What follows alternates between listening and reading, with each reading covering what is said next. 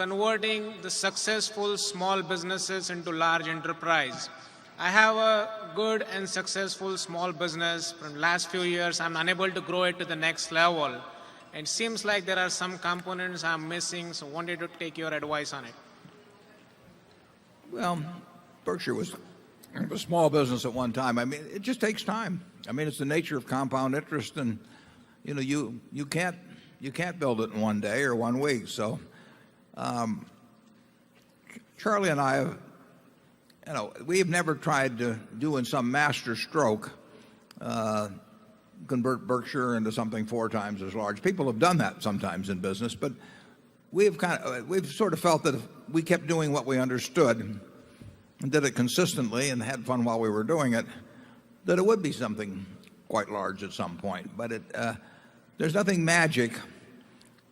It'd be nice to attract a whole bunch of money into some great idea you have and multiply it manyfold in a few weeks or something of the sort. But that has really not been our approach. We have done, in a general way, we've done the same thing. Now we do little variations of it, but we've kept doing the same thing for years, and we'll keep doing it. We will have more businesses a few years from now than we have now, and we'll have all the ones we have presently. Most of them will do better, some won't, and we will have added something, and that's an automatic formula for getting ahead.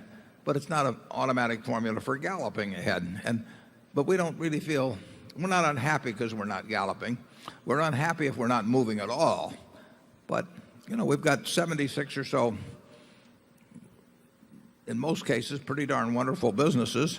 And like I say, we'll have more as we go along. So it's a very simple formula. Gypsy Rose Lee said once, she said, I have everything I had 5 years ago. It's all that it's 2 inches lower.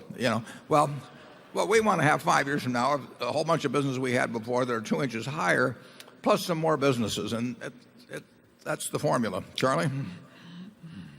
Well, yeah, you got to remember that it's the nature of things that most small businesses will never be big businesses. It's also in the nature of things that most big businesses eventually fall into mediocrity or worse. So it's a tough game out there. In addition, the players of the game all have to die, and those are just the rules of the game, and you have to get used to it. We've only created from scratch one small business that became a huge business that I can think of, and that's the reinsurance department.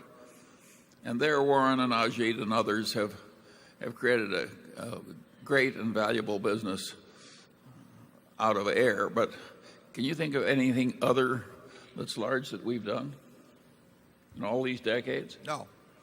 We've only done it once, so we're a one-trick pony. Yeah, we were lucky on that one, too. Yeah, and incidentally, without Ajit, we wouldn't have done it at all. So. Right. It isn't that we did it. Ajit did it. We just sat there cheering. Somebody asked us once what was the best investment we ever made, and I answered the fee we paid to the executive recruiter to find Ajit Jain. In that connection, I'd like to give you a little report.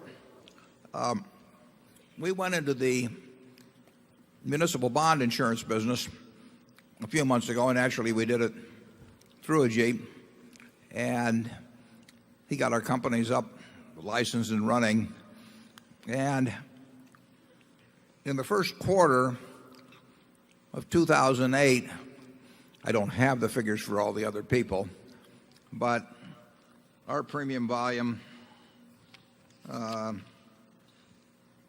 came to over $400 million. And I think, now that was overwhelmingly written in the secondary market, but I think our premium volume was not only larger than any other municipal bond insurer in the United States, I wouldn't be surprised if it's as large as all of the rest of them combined. And this was from a standing start that Ajit accomplished this. And I have here a list of, 300 and, this is at the end of the quarter, 278, I believe it is, transactions. Now that's all done out of an office with 29 or 30 people who are doing a lot of other things too. I mean, it's a remarkable place. One of the interesting things about this is that almost all of this business, although not all the premium volume, almost all of this business came from people who came to us with municipal bonds asking us to insure them. And in every case, except 2 or 3, they already had insurance from the other bond insurers, most of whom were rated AAA. So they were paying us a fee which was higher to write insurance, which would only be paid, not only if the municipality didn't pay, but the original bond insurer didn't pay. So we were writing business at an average rate of 2.fraction% for the quarter, and the original insurer had charged perhaps an average of 1%, and they had to pay. And in fact, the only way we're going to pay is if they went broke. So it tells you something about the meaning of AAA in the bond insurance field in the first quarter of 2008.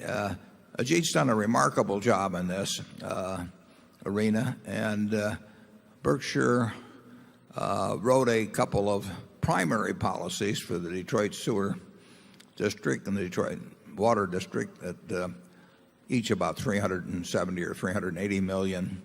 And people have found our insured bonds trading in the secondary market at a more attractive yield to the issuer, in other words, at lower yields than from any other bond insurer. So this whole company has been built just in a matter of a couple of months by Ajit in his small office in Connecticut. It's pretty remarkable, and I congratulate him for it.